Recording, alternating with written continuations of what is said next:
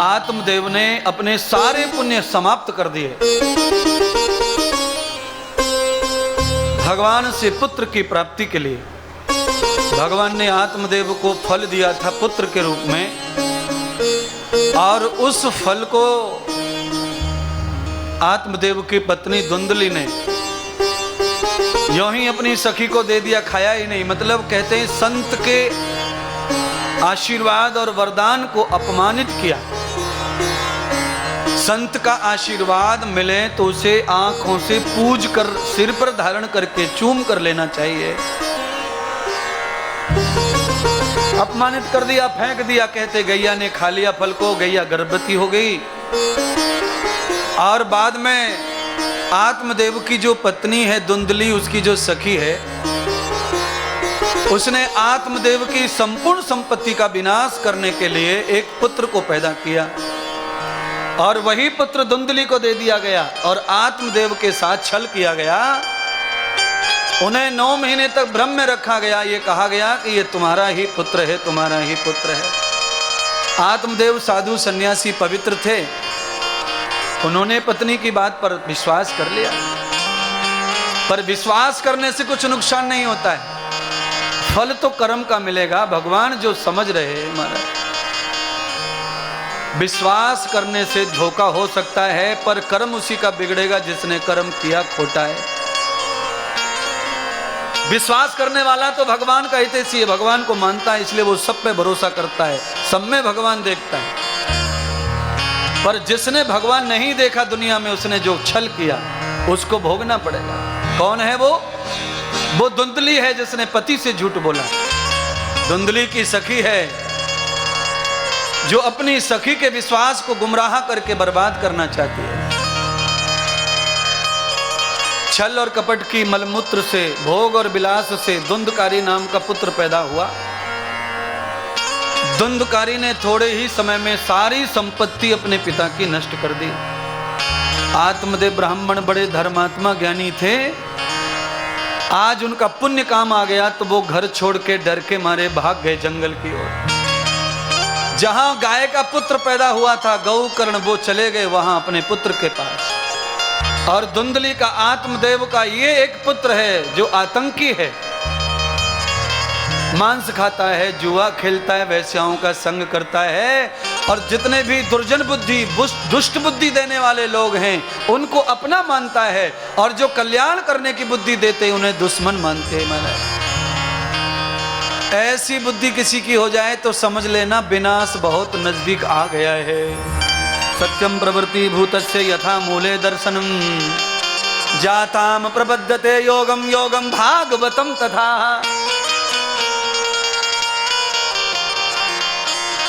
धुंधकारी पूरी तरह से घर बर्बाद कर दिया, घर का नहीं रहा, घाट का नहीं रहा, और शरीर में शक्ति कम हो गई, हाथ में पैसा नहीं रहा तो वैश्याओं ने भी धक्का मार दिया। जो सामान पैसों से मिलता है वहां फ्री के आदमी की कोई जगह नहीं है। दुकानदार लिख के रखते हैं, बोर्ड लगा देते हैं, आज नगद कल उधार, आज नगद कल उधार। वैश्याओं के यहाँ भी बोर्ड लग गया धुंधकारी के लिए, आज नगद कल उधार। आदत बुरी हो जाए तो आदमी फिर एक आदत को पूरा करने को बुरी बुरी आदतें पैदा करता रहता है। पैसा नहीं पास में, वैश्याओं की आदत हो गई तो क्या करें? उसने नगर सेठ के यहाँ डांका डाल दिया। धुंधकारी ने चोरी, अपने श्रृंगार, अपने शौक पूरा करने के लिए छल और चोरी करना, ये धुंधकारी का काम है। किसका काम है? धुंधकारी। प्रेत योनि में जाएगा, पैसे का आनंद ले लो पर योनि प्रेत मिलेगी, तू दोबारा मनुष्य बनने वाला नहीं है। और बुरी बात यह है कि धुंधकारी के माता पिता भाई सब धर्मात्मा ब्राह्मण है, और तेरी जाति ब्राह्मण धर्मात्मा वाली नहीं है। तेरा पूरा का पूरा सिस्टम जुड़ा हुआ है अपराध से। कौन सुधारेगा, कौन बचाएगा? एक डूब रहा, एक हाथ पकड़ के खींचे पर सब डूब रहे, कौन किसको बचाए महाराज? इसीलिए भाई बहनों, अभी भी हाथ जोड़ के प्रार्थना कर रहा हूं, सब मान जाओ, अपनी जिंदगी को सफल कर लो। जो हो गया उसे गलती समझकर भगवान के चरणों में माथा टेक दो, और कल से अच्छे हो जा, स्वीकार कर लो और आगे अच्छे हो जा। अरे तुम्हारे और भगवान के बीच की बात है, किसी को नहीं समझेगी वो।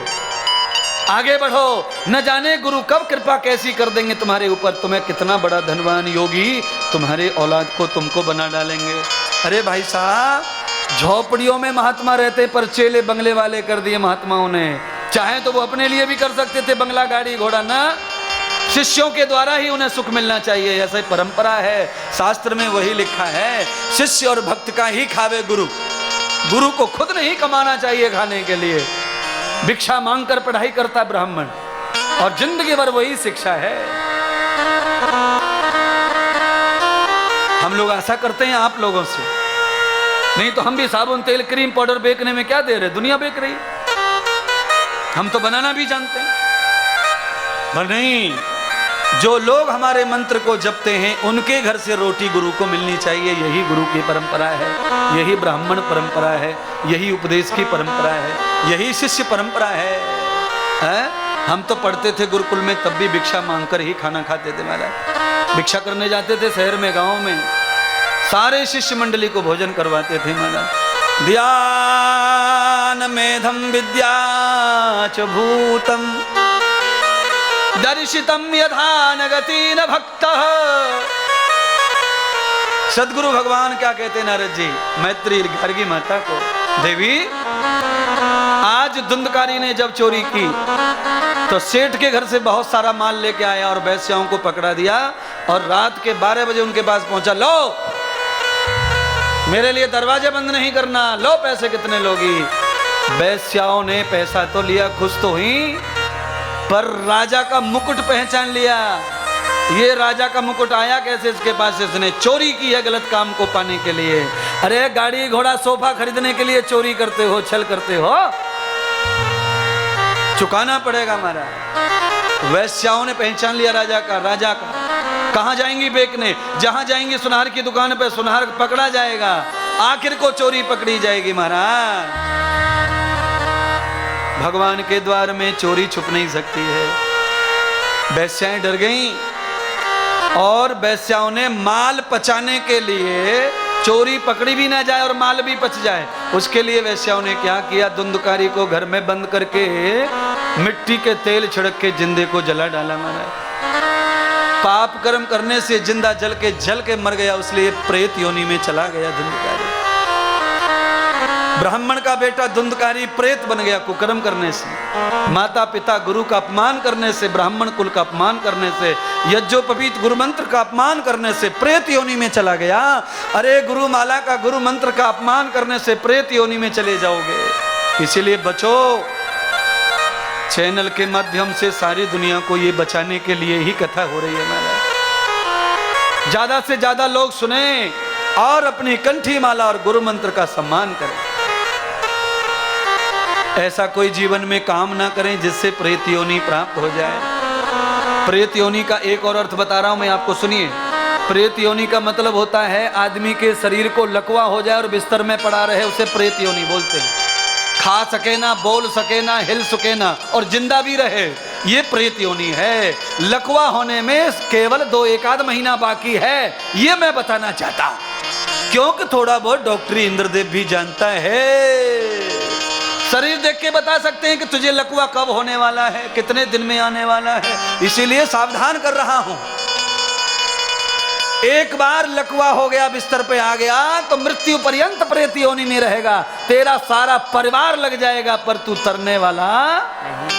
हाँ, प्रेत माने मरा हुआ जिंदा, मरा हुआ। हाँ, मरा हुआ जिंदा कौन होता है आप समझ गए। शरीर काम करना बंद कर दे, मलमूत्र बिस्तर में हो जाए, उसको प्रेत योनि बोलते हैं। रबड़ी लेके बम्मी खड़ी है, पत्नी पड़ी है, पर मुंह में उतरती नहीं है। हाँ, लकवा मार जाए मुंह में नहीं उतरता, नली डाल के पेट में डालना पड़ता है। फिर जीवा को समझता नहीं, खट्टा मीठा काला पीला, नाक में से नली डाल करके खिलाना पड़ता है। बोलो, खाने की जगह नाक है कि मुंह है? प्रेत योनि की नाक में से।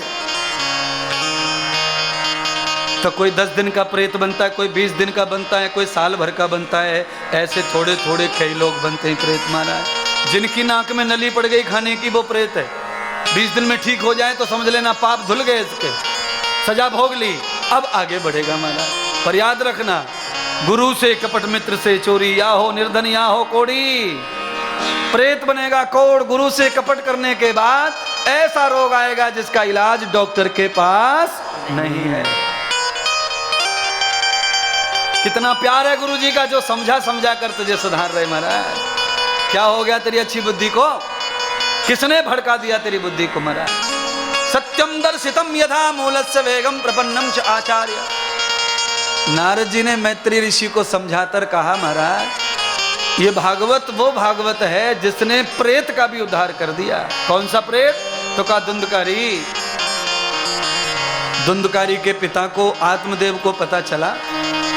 उन्होंने अपने पुत्र गौकर्ण को कहा, पुत्र तेरा भाई अकाल मृत्यु मर गया है, उसका उद्धार नहीं होगा, आत्मा भटक रही है। क्योंकि उसने ब्राह्मण कुल में पैदा होकर, ब्राह्मण बन का मतलब है दीक्षा लेके, उसने गुरु के साथ कपट किया है, माता पिता के साथ कपट किया है। वैश्याओं ने जिंदा जला दिया। वैश्याओं का मतलब औरत वैश्या नहीं, वैश्याओं का मतलब होता है विषयों में फंसना।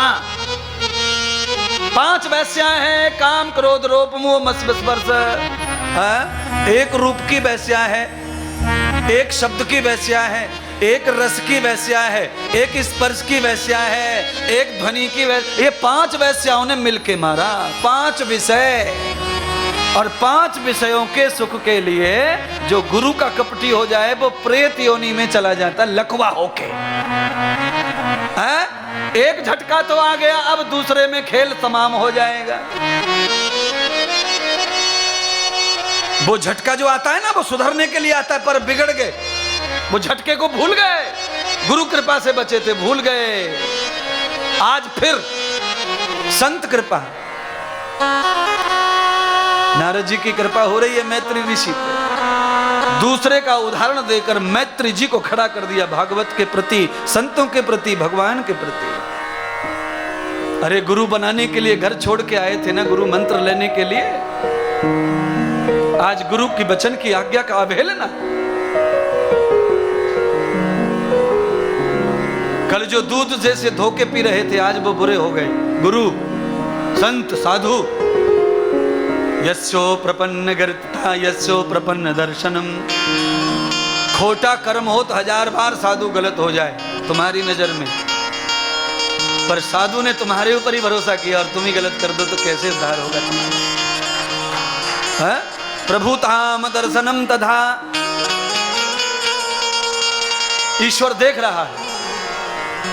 नारद जी कह रहे हैं, हे मैत्री ऋषि, गौकर्ण ने अपने भैया को आत्म कल्याण करने के लिए, प्रेत योनि से मुक्त करने के लिए गया जी जाकर, बिहार, छत्तीसगढ़ गया, झारखंड गया गए, गया जी में जाकर 108 ब्राह्मणों से 108 श्राद्ध एक साथ करवाया।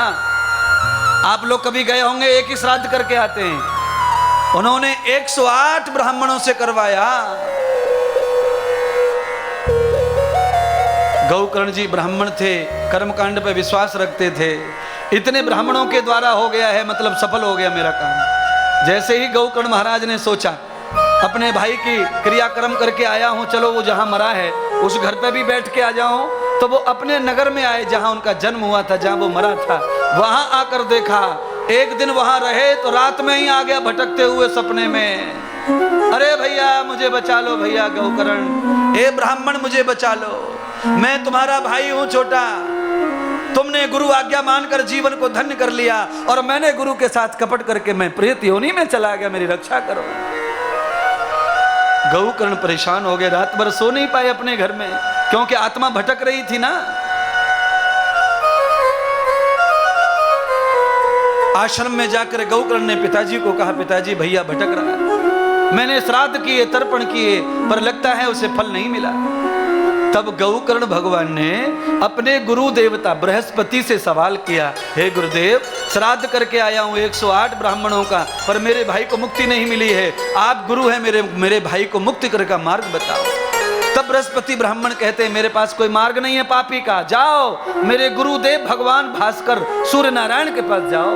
बृहस्पति देवता ने सूर्य नारायण के पास भेजा, जहां से बुद्धि को ज्ञान मिलता है। बुद्धि का स्वामी सूर्य है। और मैं आपको कहना चाहता हूं, उगता हुआ सूर्य भी बुद्धि को अच्छा करता है, और भागवत सुनाता हुआ गुरु भी बुद्धि का सूर्य है, वो भी बुद्धि को अच्छा करता है। ये दोनों ही नारायण का रूप है।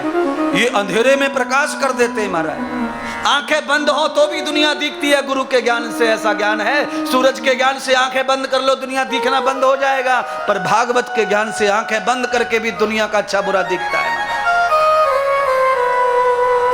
सूरज के बगैर जिंदगी कट जाएगी, पर गुरु के बगैर जिंदगी चलने वाली नहीं, बोझ बन जाएगी जिंदगी, बोझ बन जाएगी। गुरु करके भी तुमने क्या कर दिया गलती। सुनिए कथा। सूर्य भगवान ने क्या कहा, गौकर्ण को जाओ, घर जाओ, और घर जाकर तुम्हारे भाई प्रेत आत्मा को आह्वान करो पंडित के द्वारा, उन्हें आमंत्रित करो, मंत्रित करो, कलश में बिठाओ, पांडाल में बिठाओ, आसन दो, और उसके निमित्त भागवत की कथा श्रवण करवाओ। यदो ब्राह्मणम तथा कर्णो। सूर्य भगवान का आशीर्वाद लेकर के गौकर्ण भगवान ने भागवत की कथा करना प्रारंभ किया। अपने घर पे आकर सारे गांव को न्योता दिया, सारे गांव के लोग सुनने आए, सबकी सुव्यवस्था की बैठने की, सबके लिए प्रसाद रखा। गौकर्ण कथा सुना रहे हैं और सारे लोग कथा श्रवण कर रहे हैं। बृहस्पति ब्राह्मण गुरु के रूप में पधारे। जो प्रेत आत्मा धुंधकारी है वो आता है कथा सुनने के लिए, पर हवा आती है उड़ा ले जाती है, हवा आती है उड़ा ले जाती है। याद रखना, भागवत की कथा में आए और हम जाएं, आए और जाएं और आए और जाएं, ये क्या है? ये भी कोई पाप ही है जो हमें उठा रहा है, बिठा रहा है, उठा रहा है, बिठा रहा है। इसको कहते हैं कि हवा, माया की जो हवा है वो प्रेत को बैठने देती नहीं है, क्योंकि हवा, आत्मा भी हवा ही होती है, वायु आत्मा भी हवा की तरह होता है, उसके साथ ही उड़ जाती है। तो फिर क्या किया धुंधकारी ने? सुनो, धुंधकारी ने क्या किया? जिस पंडाल में बांस लगे थे, एक बांस पड़ा हुआ था फटा हुआ, उसमें जाके छुप के बैठ गया, फिर हवा से नहीं भागा। बांस में बैठकर 7 दिन की कथा धुंधकारी ने श्रवण की। जैसे ही 7वां दिन आया, कहते हैं बांस के अंदर दरार पड़ गई, बांस फट गया, और वहीं से धुंधकारी प्रकट हो गया परम पुरुष भगत बन करके। नमो भगवते वासुदेवाय जपते हुए प्रकट हो गया, भगवान का कीर्तन करते हुए प्रकट हो गया, भगवान का कीर्तन करते हुए प्रकट हो गया। तम पुरुषम यथा मूलस्य वेदम।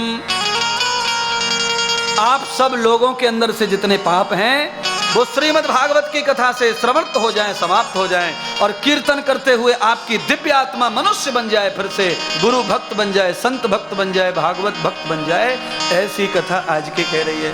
नारद जी ने कहा ये भागवत में ही ताकत है जो पापी को भी मनुष्य बना देती है, प्रेत को भी मनुष्य बना देती है, पिशाच को भी मनुष्य बनाती है। इसलिए भैया, कोई गलती, कोई अपराध हो गए हैं तो फिर से कथा सुन करके 7 दिन का नियम, जहां भी तुम बैठे हो वहां बैठ के टीवी पर भी कथा सुन करके नियम बदल करके अपने जीवन को धन्य कर सकते हो, कृतार्थ कर सकते हो, और अपने आप को सफल कर सकते हो। श्रीमद् भागवत की कथा का आज भी महत्व है, और कल भी मैंने महत्तम सुनाया, आज भी महत्तम सुनाया है।